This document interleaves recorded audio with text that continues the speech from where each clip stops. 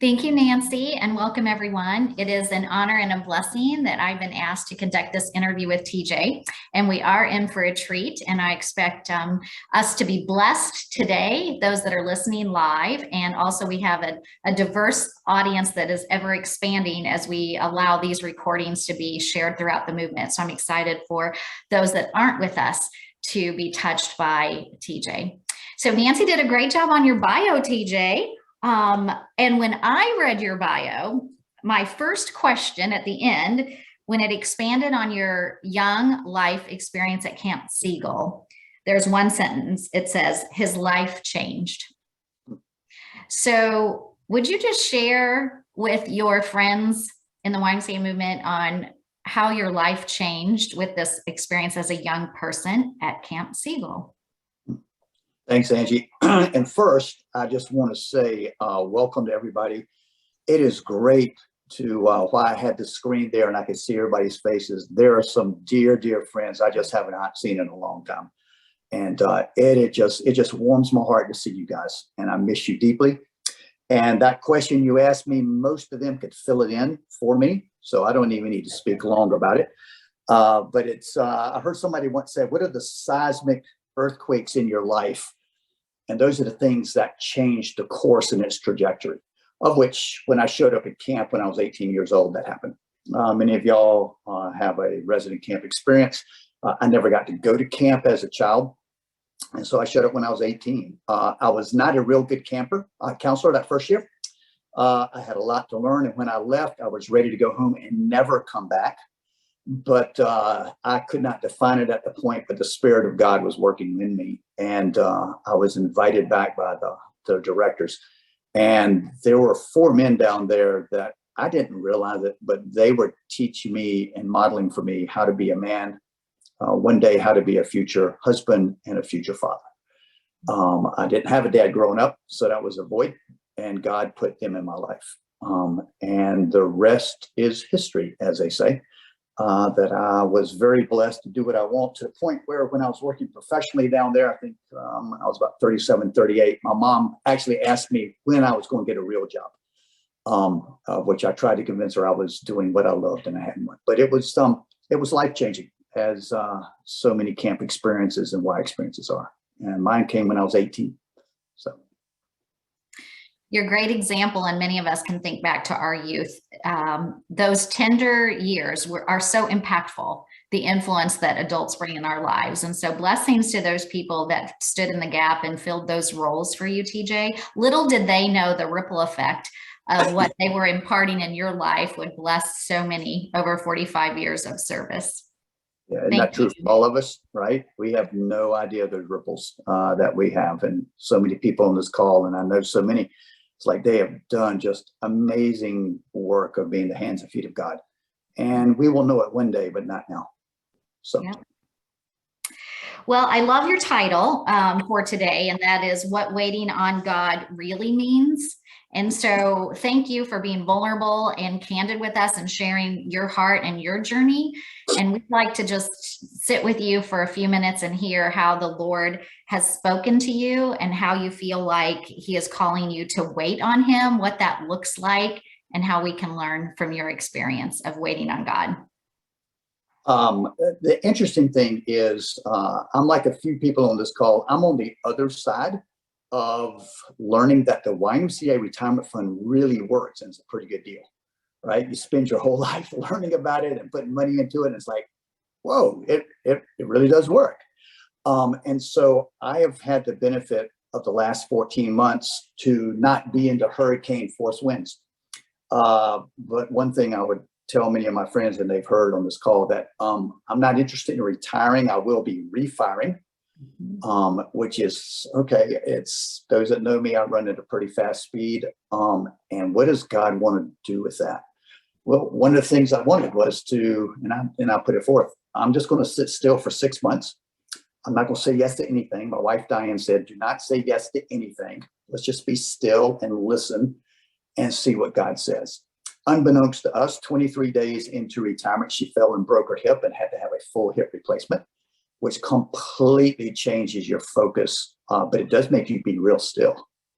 And in that time, God just worked through us with different people in our lives, different readings. And I gave up a long time ago, Angie, on coincidence and the way so many things came together. Well, some of the words that came into my purview, and I would recommend them as reading materials to folks. It's one book is called Yes, I Am. I think it's by Grubb. Another one is Do You Believe by Tripp. That was recommended to me by my dear friend, Tracy Howe. And then the one that really got a hold of me was, I think it's Andrew Murray's Waiting on God. It's a devotional. And in there, he talks about this process of waiting. And there's many smart people on here that know the theology, like Josh Easton, that can tell me the Greek and the Hebrew of it. But I believe the word for waiting means to be still, to trust, to be silent, to listen, and even goes so far as to surrender, to abide. I'm not sure about my friends on this call, though I know a few, but I'm sure they would say about me, I got us pretty much in control of things, or thought he was and tried to be. And it's funny, as you take this journey, that you realize you really have absolutely no control in most things. And to be still and wait on the Lord, I think the passage you put up there, be still and wait on the Lord, know that I'm God, 46, Psalms 46:10, is to really just take that moment to breathe in and to see things and to realize it. And, not to go too deep in it, but the first thing is just an absolute belief in God and his existence, and his creation does that every single day. We all know the statement, slow down, smell the roses, right? I guess I've kind of been doing that a little bit more. But before anybody gets to the idea that this guy's really, slowed down, those that know me, that, even when I feel like I'm doing almost next to a death march, it's still running at Mach 4 compared to most human beings. And I get that. So part of it has just been getting my attention and getting me just to pause and to listen. Another great book I read, it's called Hope in the Times of Fear by Tim Keller. Many of y'all know Keller. And he talks about the upside down kingdom, where the way Christ led for us truly was upside down to what the current religious and institutions were, where it's one of separation. It uses the S as separation, sacrifice, suffering, and solitude. And he showed all those, but in it came amazing strength and leadership for others. So when you take all that and put it together, and you're kind of going, okay, Lord, what's this new season of refiring? It caused me to just really discern and pause and listen and just try to hear what that small, still whisper. And is that really you? And it's just been an amazing journey. So there's been two. If Seagull started my course trajectory of this service of what my life was, and then I as part of the YMCA in the Triangle, when I was able to serve there, out of my 45, I think I was there about 37 years, part-time and full-time, and it was a great life. I used to call Raleigh an infinity pool. Right? It just went on forever, and it was forever in all directions, because we were doing what we loved. We were working with our best friends. We loved where we lived. We had everything. And then to know that God calls you to something else, and going to Richmond, a truly scary experience. But the fullness of my life in the 8 years of being part of this amazing team in Richmond, serving and doing, was absolutely another seismic shift in transformation. Well, the next one is now coming this season, and I use that word a lot. When I finally left Raleigh to go to Richmond, and people from Raleigh and people in the movement say nobody leaves Raleigh, which is true because it's a great organization. But in going to Richmond into that fullness and that seismic shift, I realized there are seasons in life. And there's the proper time to end a chapter and turn the page, because if you don't do it, then you're denying the next generation that God has called to come do that. Forgive me for putting myself still on the throne to say, no, I want to stay here and keep doing this. And so in leaving Raleigh, things open and change, and leaving Richmond, things open and change. And each time I move into the season, well, I'm in a new season now. And it's unlike anything I've been in. It's just completely different. But the one thing, Angie, it's given is the ability to pause. And as my minister says, to pause, ponder, and pray. before you speak, which that would be a great trick if TJ could ever pull that off, to pause, ponder, and pray before I speak. So I'm sorry, that's kind of a long answer, short question, but it's what's been happening here in these last 14 months, that then there's this discernment of like, okay, and there's 4 things I've been focused in that he's kind of winnowed in and out for me to be a part of. Not that I need to go through them, but if we get to it later, I can tell you about them. But it's been a very focused, okay, in this season, this is what I'm charged to go do as I refine. So. Wow, thank you. I'm taking notes. That's a lot to reflect on, and it's created some more questions, some maybe different questions that I have for you. But after you've had this pausing and that you weren't going to say yes to anything, but you have said yes to some things, and you're continuing some YMCA work as a retiree and really as a volunteer. So you've gone from being a staff member kind of back to being a YMCA volunteer. Can you talk about how God is using you right now as a YMCA volunteer? I would say, yeah. When people say, so what are you doing nowadays? I said, I'm involved in thought leadership. And they kind of, what does that mean? I said, that's my term for a consultant. So I get the opportunity to sit with some just amazing leaders. One of the things in the state of Virginia, the alliances, we've got about 6 or 7 retired CEOs that we each have the honor of walking with several CEO leaders throughout the state. And I think maybe the main thing I bring to them is just the ability to walk them off the edge when they're about to jump. It's like, okay, first off, you're not crazy. What you're going through is normal, and I'm just a listening ear. And if I can connect them and help them in some way, I do that. My prayer is that I continue to do it and step into it as long as my voice is relevant. There will come a point, we need to realize in seasons, there comes a point where the relevancy changes. I had the honor of crashing the ship in March of 2020, and then launching the ship back in June of 2020. And working with the team through that. But when I left on the 31st of December, they're now 14 months through and living in things I haven't lived in. I don't have that relevance anymore. They do. There's this cyclical that's going on. So as long as my voice is still relevant to young leaders out there, then I'll be involved. Like I said, anytime a young leader wants to have a cup of coffee and talk, I'll buy the coffee. And so that's one of the things. The other things, I'm involved in a group, and Angie, thank you for the tee up because you're involved in it as well, as the On Principle group. And I have several people on this screen are graduate fellows of the first cohort that came through. Others are getting ready to go through it. And it's a leadership development program that is focused on adaptive leadership more than tactical leadership in this very changing and tumultuous world we live in. But it's doing it through strengthening leadership of a lens of Christian principles and perspective. There are many leaders and many ways to deal with the decisions and the VUCA, as we know, volatility and the ambiguity and chaos. I don't think that's a C, but to do it in the calmness of as Christ did it. And it's interesting, sidebar this morning, I'm reading another book. No, go figure, I got some time to read. And it talks about the gentle and lowly spirit of Christ. And what they're talking about is to know his heart. And his heart was 2 things that was really put out there. It's the compassion of Jesus and the anger of Jesus. And how compassion and anger rise and fall together. The difference in his compassion and anger and our compassion and anger is he was sinless. Our emotions are subject to the fall. So we have sin in our compassion. We have sin in our anger that makes us behave in ways with them that aren't godlike. He did not. So he's able to take it further. But the point being is how do we as leaders adapt and lead? And let's just take those emotions of Christ, compassion and in anger, as we address what we have to address.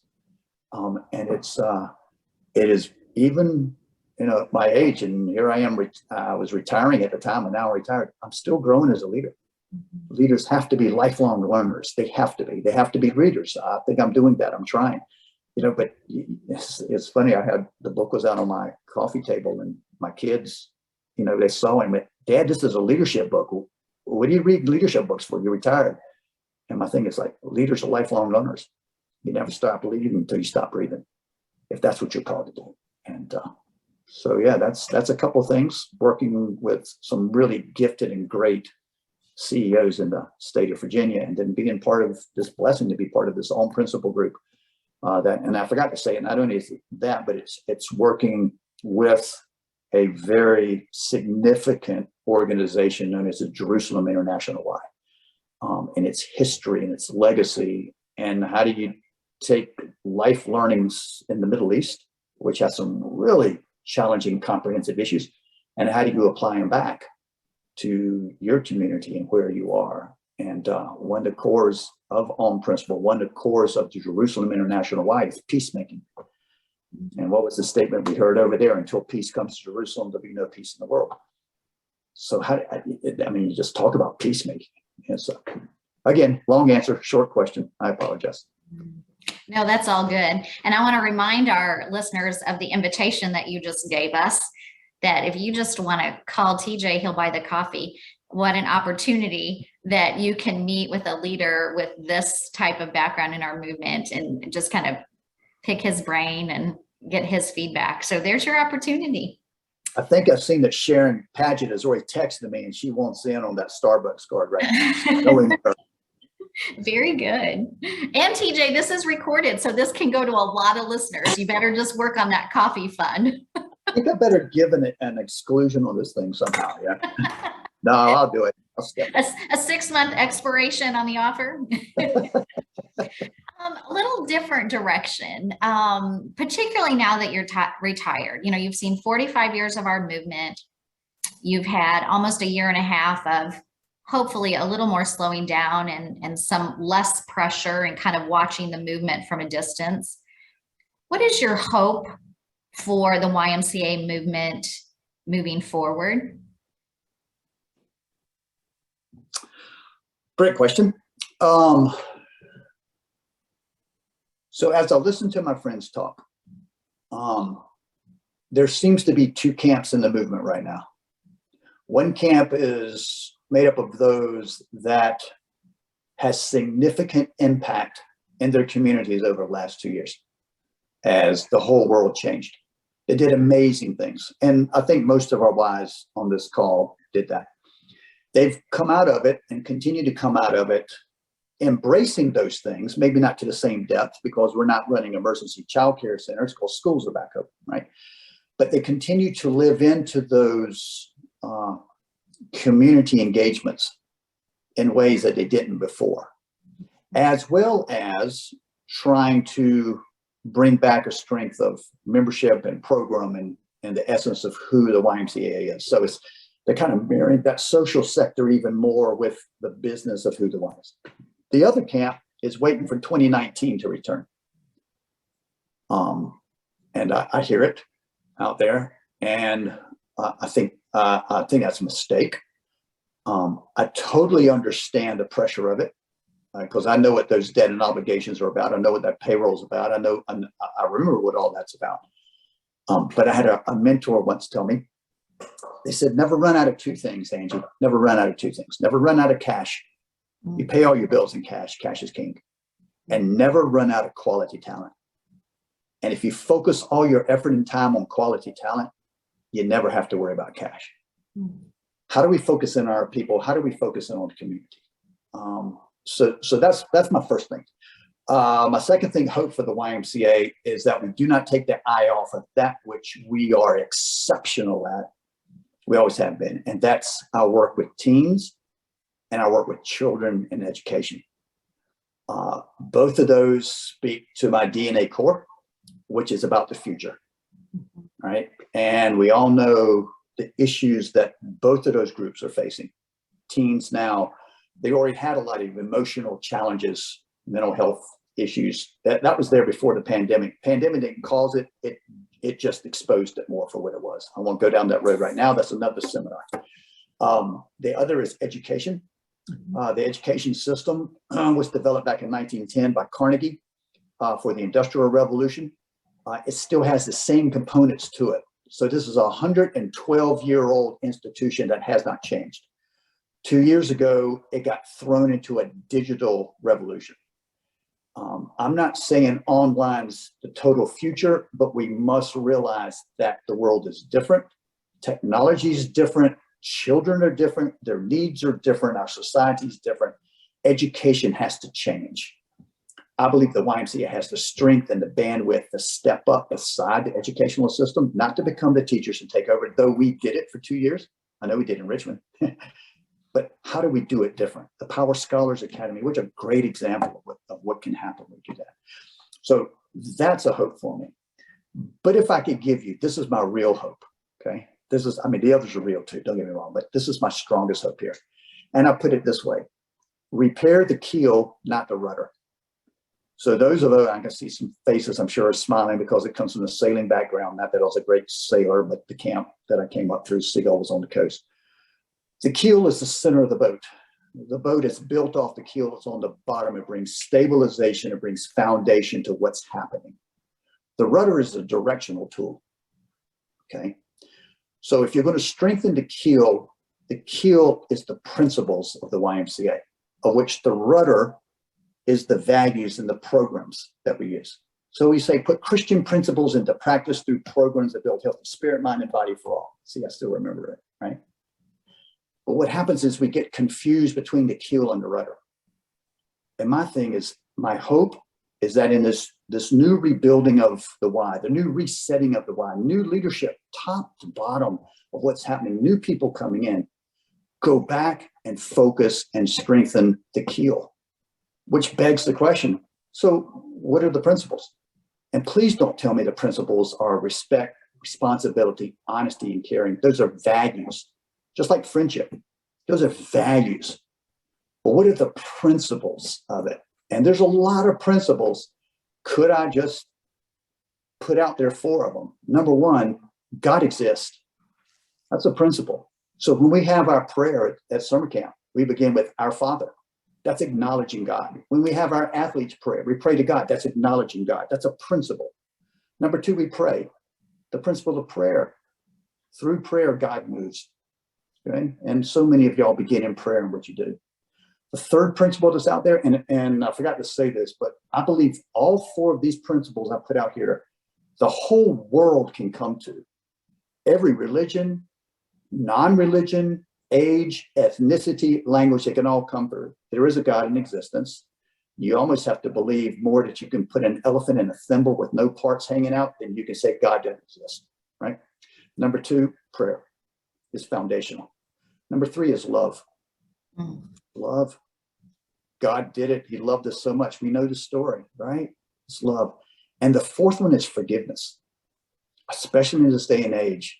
His mercy and his grace basically forgave us for the fall, for where we are. And what's that grace? And someone had a great statement. Unforgiveness is like drinking poison and waiting for the other person to die, right? We gotta let unforgiveness go. We gotta forgive people. Well, if those are the 4 principles of the keel of this movement, that there is a God, that just be still and silent before him. Live in love, treat others the way you want to be loved, and forgive others.